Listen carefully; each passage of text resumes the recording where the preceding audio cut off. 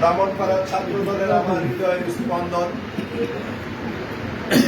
আমার প্রিয় লিডার, আমার প্রিয় ফয়সাল, আমার প্রিয় মেরু শেখ,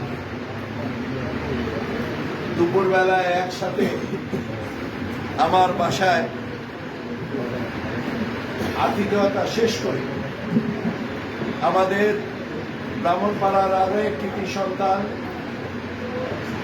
মাধবপুর ইউনিয়নের মকিমপুর গ্রামের কৃতি সন্তান, বাংলাদেশ টেক্সাস বার ইউনিয়নের বার অ্যাসোসিয়েশনের সাবেক সম্মানিত সভাপতি, আমাদের অত্যন্ত কাছের মানুষ অ্যাডভোকেট হুমায়ুন কবির সাহেবের এখনো সেই দিন 200-300 লোকের খাওয়ার আয়োজন করেছেন।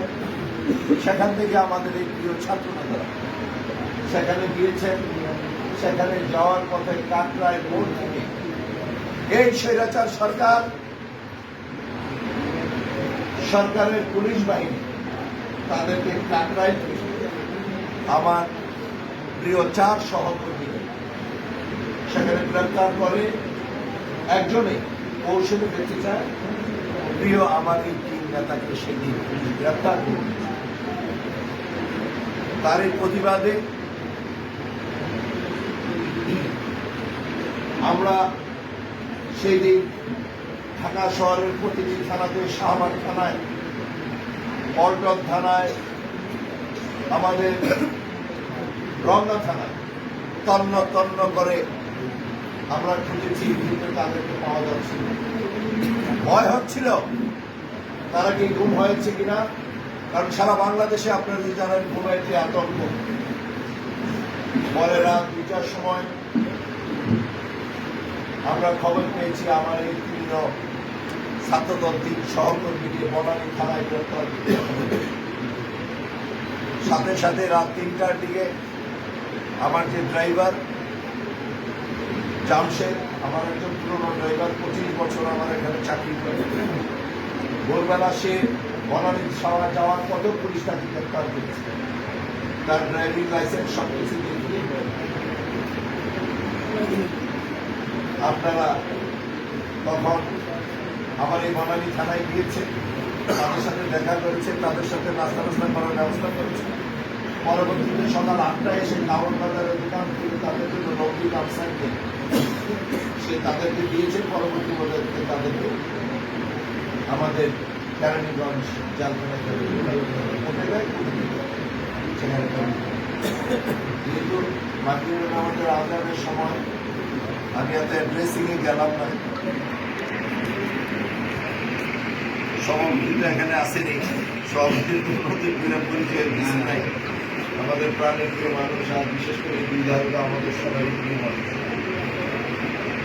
আমি শুধু এতটুকু বলতে চাই, সেদিন থেকে তারা জেলখানায় ছিল, তাদের সাথে ওই দিনে আমার আর 2 স্নেহভাজন ছোট ভাই, পরিচয়ের সন্তান, কুমিল্লা মহানগরের সুযোগ্য সভাপতি উদ্বাদুল্লাহ আবু এবং আরেক যুবদল নেতা প্রিয় তারেকও সেই দিন গ্রেপ্তার হবে। আল্লাহ কি অশেষ রহমত। ঢাকা জেলখানাতে আমার 2 প্রিয় নেতা আসেন, অনেক দেগী নেতা, অনেকবার জেল খেটেছেন, অনেক পরিচিত। সেখানে আমার এই 3 ছোট ভাই তার সর্বাত্মক সহযোগিতায় একই পাশাপাশি রুমে তারা ছিলেন, তারাও তাদেরকে অনেক টেক কেয়ার করেছে। পরবর্তী পর্যায়ে আমরা সবুজ চেয়ারম্যান কুমিল্লার আরেক উজ্জ্বল নক্ষত্র, আমাদের স্বেচ্ছাসেবক দলের সাবেক সাধারণ সম্পাদক নিজামুদ্দিন সরকার, আমার আরেক প্রিয় সহকর্মী কুমিল্লা মহানগরের সদস্য সচিব মিসির মোটাকি সহ আমরাও জেলখানাতে দিয়েছি একসাথে সবাই মিশে। আমার ব্রাহ্মণপাড়ার কৃতি সন্তান 9 আমার প্রিয় কামাল, আমার প্রিয় মণি, আমার প্রিয় অ্যাডভোকেট মামু কুমিল্লাতে ছিলেন। আমাদের জীবন গ্রামের আরেক কৃতি সন্তান শাহজাহান সহ প্রথম দিন থেকে তারা অক্লান্ত পরিশ্রম করছে। আমি কুমিল্লা দক্ষিণ জেলা বিএনপির পক্ষে তাদেরকে হৃদয়ের অন্তঃস্থল থেকে ধন্যবাদ দিচ্ছি। সেই কোণে অনেক কষ্ট, সেই কোণে তারা জেলখানে ছিল, তারা যদি কোণের জন্য অনেক কষ্ট। যাই হোক, আমাদের সর্বাত্মক সবাই ভ্রমণ করার আমাদের দলের বিএনপি যুবদল ছাত্রদল স্বেচ্ছাসেবক দল কৃষক দল সমস্ত অঙ্গ সংগঠনের নেতৃত্বের দোয়ায় তাদেরকে আমরা জামিনে মুক্ত করি। জামিনে মুক্ত হওয়ার পরে আমি 2 দিনের শারীরিক অসুস্থ ছিল। আমার আজকের আমন্ত্রিত অতিথি যে কুমিল্লার প্রত্যেকটা আন্দোলনের জন্য যিনি অক্লান্ত পরিশ্রম করেন, পরিচয় সদর ইউনিয়নের 2 বিভাগের চেয়ারম্যান, আবারও যাকে জোর করে আমরা পরিচয় যুবদলের আহ্বায়কের দায়িত্ব নিয়েছি, আমার সামনে উপস্থিত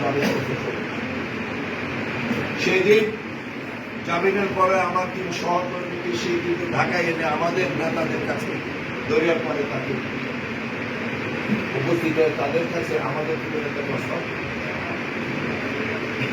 তাদের কাছে 2 দিনের দুঃসময় আমরা তাদের কাছে দলের জন্য 2 দিনের দুঃসময়ে পরিশ্রম। আমি শুধু আজকের এই তাদের মুক্তি উপলক্ষে আমি শুধু বলতে চাই, তারা আমাদের এই সন্তান। তাদের বাড়িতে গিয়েছি, তাদের মায়ের সাথে কথা বলেছি, বন্ধুদের সাথে কথা বলেছি, শুধু একটি কথা বলেছি, আপনাদের সরকার আমাদের সরকার, আপনাদের সরকারকে ইনশাআল্লাহ আপনাদের কাছে আপনাদের হাতে তুলে দেব। আল্লাহর কাছে শুকরিয়া আদায় করি, আল্লাহর অশেষ রহমতে তাদেরকে তাদের মা বাপ সন্তানের কাছে আমরা আমার প্রিয় নেতা, আগামী দিনের রাষ্ট্রনায়ক, তিনি 10,000 মাইল দূর থেকে আজকের এই দলকে ওই পর্যায়ে নিয়ে গেছে। আমাদের প্রিয় নেতা তারুণ্যের রহমান জনাব তারেক রহমান কথা বলেছেন তা সত্যি। যারা জেলা যুবদলের প্রেসিডেন্ট সেক্রেটারি, যারা আপনাদের বিএনপির প্রেসিডেন্ট হয়েছে জেলা পর্যায়ে, তাদের সাথে সবার সাথে নয়, কারণ এখনো 10, 20, 30, 40 হাজার নেতাকর্মী আমাদের কিন্তু জেলখানাতে আছে।